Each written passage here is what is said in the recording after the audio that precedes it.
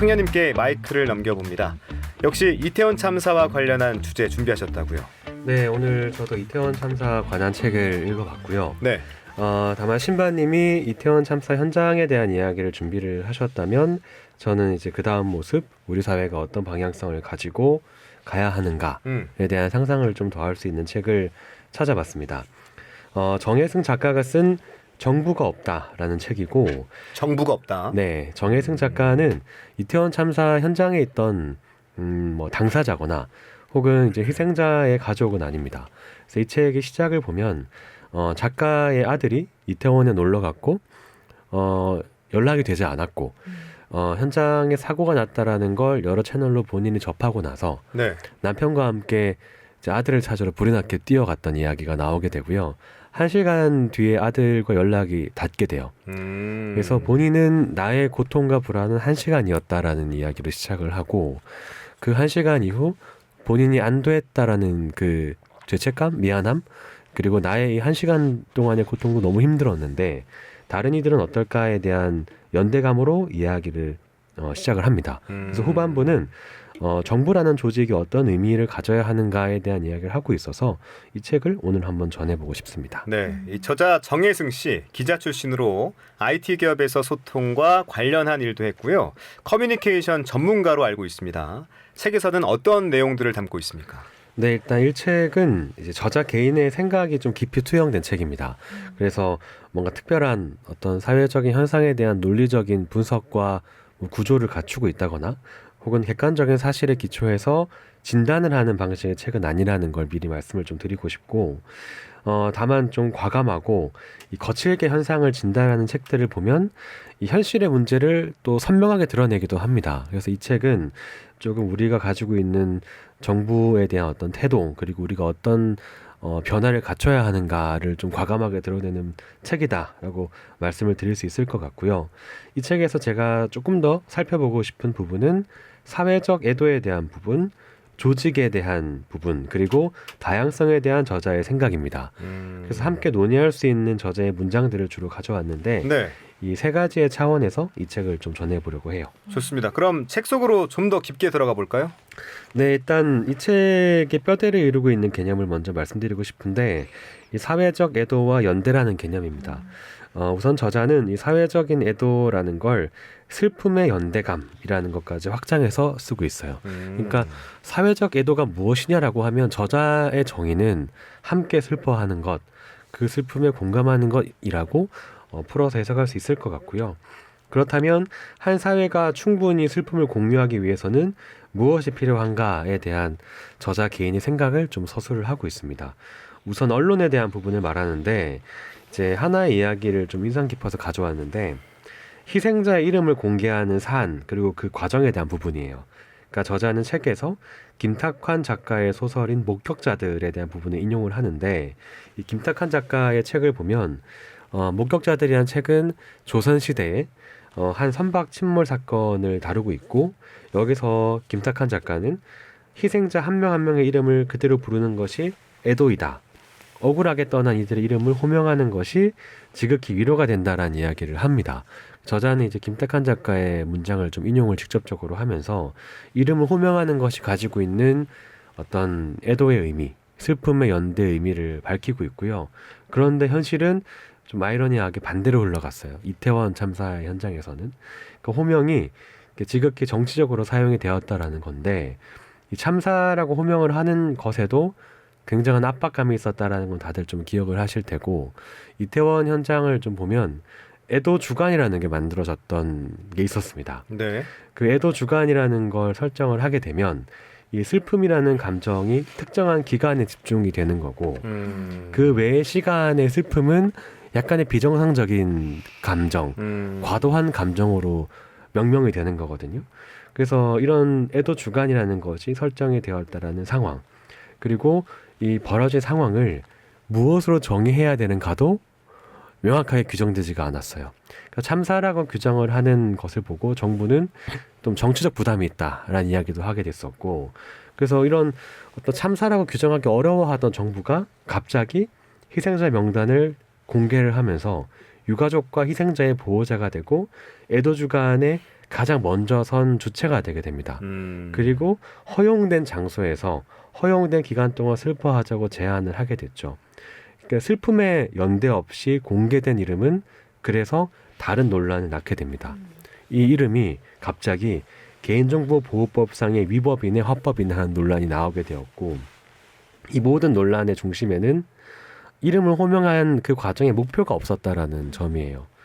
왜 정부가 이들의 이름을 공개하는지에 대한 어떤 수권자들의 내적인 이유가 없었던 거죠. 보통 이름을 호명하는 건 슬픔에 공감하기 위해서, 어떤 연대하기 위해서, 추모하기 위해서 공개를 하는 건데, 이런 명확한 연대의 과정 없이 이름만 불쑥 나오게 되니까 새로운 논의가 만들어지지 않고 논란으로 이어지게 된 겁니다.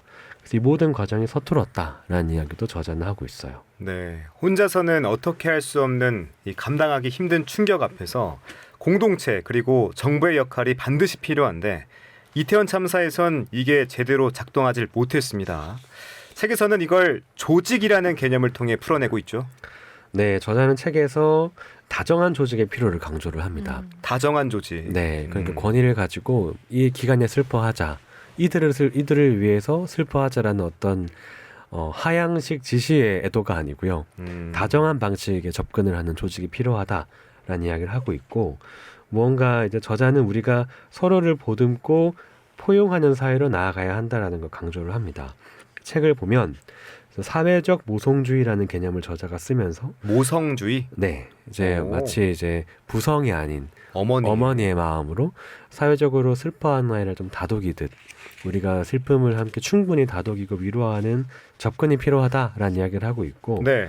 단순히 어떤 사회적인 약자에 대한 돌봄과 배려의 수준을 조금은 넘어서서 우리가 그들 곁에 서서 함께 슬퍼하는 모성주의의 개념을 쓰고 있고요. 저자가 조직에 대해서 보이는 관점은 조금은 직접적인 참여입니다. 그 생각을 해보면 조직이라는 건 특별한 외적인 사람이 있는 실체가 아니에요.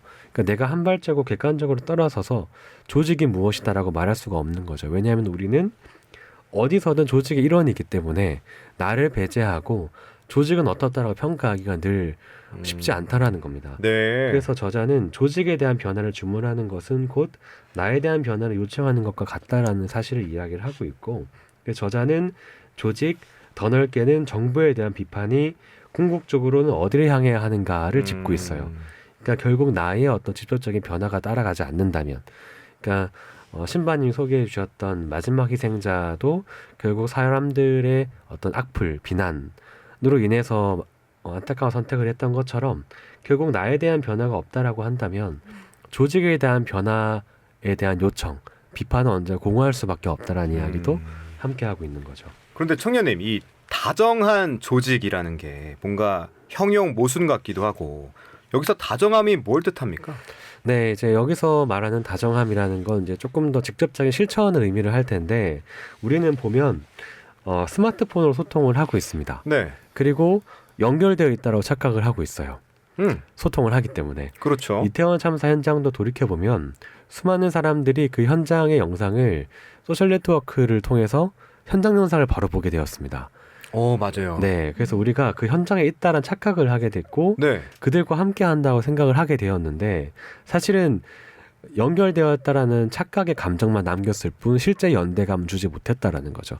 그 당사자들한테는요.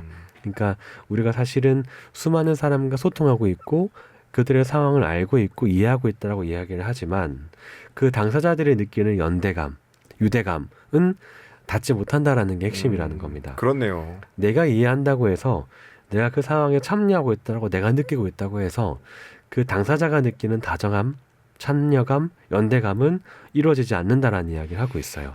그래서 저자는 이제 서로의 삶을 조금 더 직접적으로 듣고 감정을 나누고 슬픔을 해소할 수 있는 방법은 이 어떤 상대방에 대한 어떤 직접적인 연대감, 그들이 느낄 수 있는 다정한 연대감에서 시작할 수 있다라고 이야기를 하고 있고요. 네. 앞으로도 이런 참사를 막을 수 있는 방법이 뭐냐라고 묻는다라고 하면 더 좋은 정보가 필요해라는 조금은 공허한 이야기보다는 네. 우리 각자가 그 상황을 나만 단선적으로 아는 걸 넘어서서 그 상대방이 이해할 수 있고 그 상대방이 느낄 수 있는 어떤 직접적인 소통, 다정함이 필요하다라고 이야기를 합니다. 저도 우리가 좋아요와 댓글은 굉장히 냉소적인 소통이라고 생각을 하고요.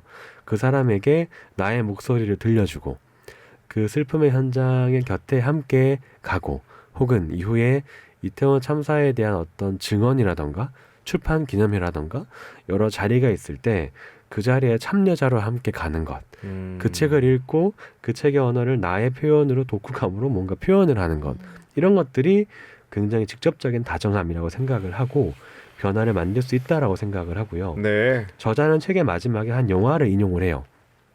신바님이 한때 소개하셨던 영화이기도 한데 Everything Everyone All at Once의 영화를 가져오고 있고요. 거기에 대사를 인용을 합니다. 혼란스럽고 무슨 일이 벌어지고 있는지 모를 때일수록 서로에게 다정해야 한다라는 영화의 문장이 있었고 저는 이걸 인용을 하는데 저자는 우리가 다 다정해야 하고 정부가 이왕이면 조금 더 다정해지면 좋겠다라는 이야기도 함께 하고 있어요. 그러니까 우리만 바라보고 우리를 보호해주는 다정한 정부가 끝내는 필요하다라는 이야기를 하고 있고 네. 또 하나 이태원 참사 이후에 나는 무엇이 변했냐 라는 이야기를 중심의 문장으로 던지고 있습니다. 그래서 나는 무엇이 변했고 이태원 참사를 돌이켜볼수록 내가 그 이후에 이것이 변했다라고 말할 수 있을 때 어떤 저자가 강조하는 다정한 소통이라는 게 이루어질 수 있다라는 걸 이야기하고 있습니다. 네. 정혜승 작가의 정부가 없다까지 오늘은 이태원 참사 2주기를 맞아서 함께 찾아보면 좋은 책과 영상 소개를 해주셨습니다. 오늘은 여기까지 하겠습니다. 지금까지 컬처클럽 청년과 신바 우동준 신보라 두 분 귀한 말씀 고맙습니다. 네, 감사합니다. 네, 감사합니다.